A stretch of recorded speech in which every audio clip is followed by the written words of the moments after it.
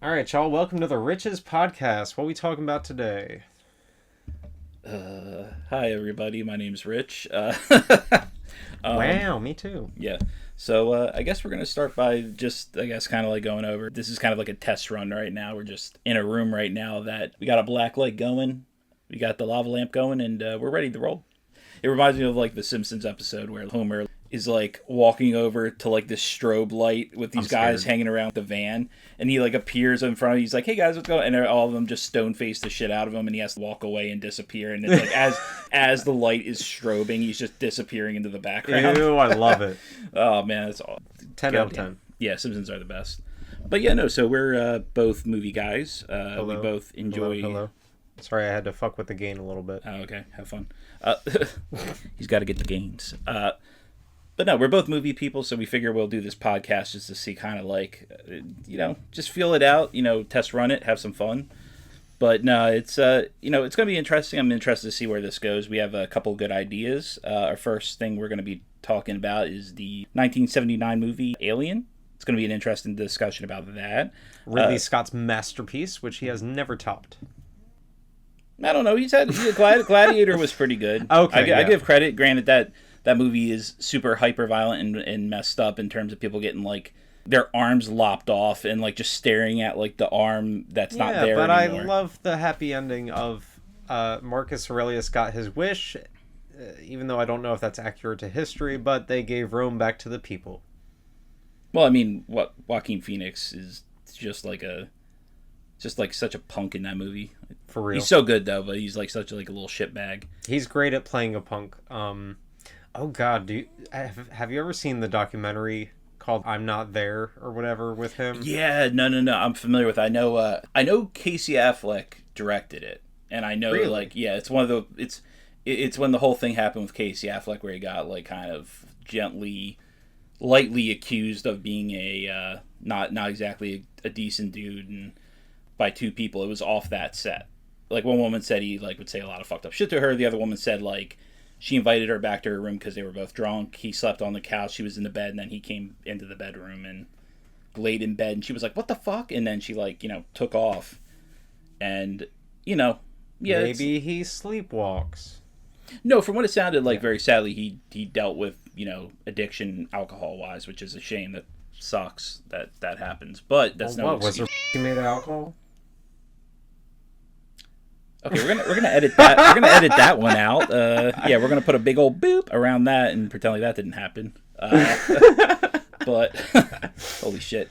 But yeah, no, it's kind of funny. It's one of those like movies where it's like the influencer before the influencer was a thing. Yeah, it's like if Bob Dylan was born in, I don't know, like the late 80s, early 90s, and he was one of the first influencers ever on YouTube. He would be like the I'm Not There character that Joaquin Phoenix plays, even though I haven't seen that movie in a while.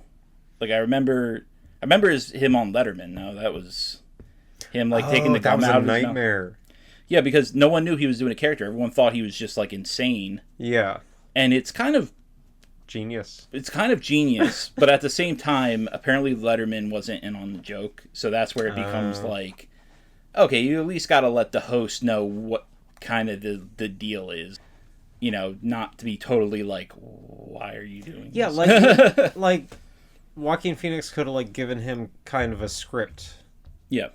To go off of, like they could have made it a bit, Yeah, that and not like looking at this like this deranged homeless man who looks like he just walked in from Times Square, like as like a bad Dylan impersonator, just putting gum under his table. I don't know. I don't think Bob Dylan would ever be an influencer in this day and age. I feel like he would. I feel like he would be an influencer, but not in the sense of like taking ice baths and showing off his abs and shit. Yeah, like he would be more like the influencer who would, I don't know, it's hard to describe. Like there's certain influencers, they try to like kind of subvert, like, hey, I'm not an influencer. I'm just a guy here who, wants to tell you about spiritual awakening. And so you're influencing, it's like, yeah. I feel like Bob Dylan would just post a song on Instagram with like the title, no hashtags, no explanation, just a song. The song title is Why? Question mark.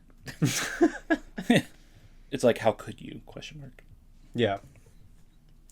How could you? All right, I think we have enough to go off of for now. Are we gonna post this? I would hopefully assume it would be highly edited and not at all like, not the raw, is No. We're talking about pussies made of alcohol. Wow, we're getting canceled before the cancel league even gets to canceling. God damn. All right. Hashtag cancel culture. Ugh. Yeah. No, I don't totally disagree with the idea of cancel culture being stupid, but at the same time, I'm like, the people who feed into the backlash of it is, you're kind of now being part of the problem. Just let it go. If people are starting to realize it's kind of stupid, just be like, okay, cool, and that's it. Yeah. Don't be like, woke, go broke. It's like, bro, you're just feeding. You're feeding. You're like, you're putting coals and burning wood and ember onto the fire. Yeah. Rather than just letting it go and being done with it. I don't know, but how I feel about cancel culture is let people make mistakes and grow. I mean, there's certain horrible examples. Like you can't be like, hey, Cosby. I was just thinking, Bill Cosby. Cosby, you got to grow from this one, man. You can't keep popping. No, because this man was doing this for like 30 years. Like, you didn't think. Yeah, I don't know. Yeah, you can't let him learn from putting the Spanish fly in there's drinks to stop putting Spanish very fly subtle examples. Like, didn't Louis C.K. just ask if he could jerk off in front of a woman? Yeah, that's one of the ones where I'm like, that's like one of the ones where it becomes like, okay, now I'm not really sure how to feel. Like, it's not like a cut and dry one like Danny Masterson, who got accused of, very sadly assaulting 2 women. Yeah. Like, that's more like a misunderstanding and a very awkward situation that doesn't immediately equal sexual assault. It just means it was a very awkward situation. It was bad. Yeah, they tried to... But, Yeah, Louis C.K., and then they tried to cancel Aziz Ansari. Which, yeah, that's one of the ones where I was like... It was just a bad date. Yeah, like a bad dates, bad dates are bad dates, and to sit there and be like...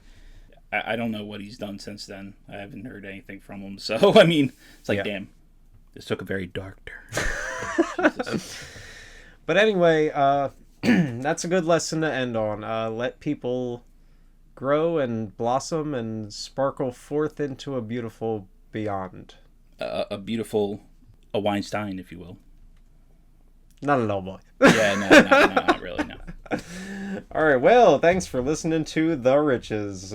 We will see you in hell. Bye-bye. Yeah, please don't listen to this. Whatever you do, just hit stop immediately. The minute you hear like, hi guys, just stop. Hit the stop button. All right, peace out, y'all.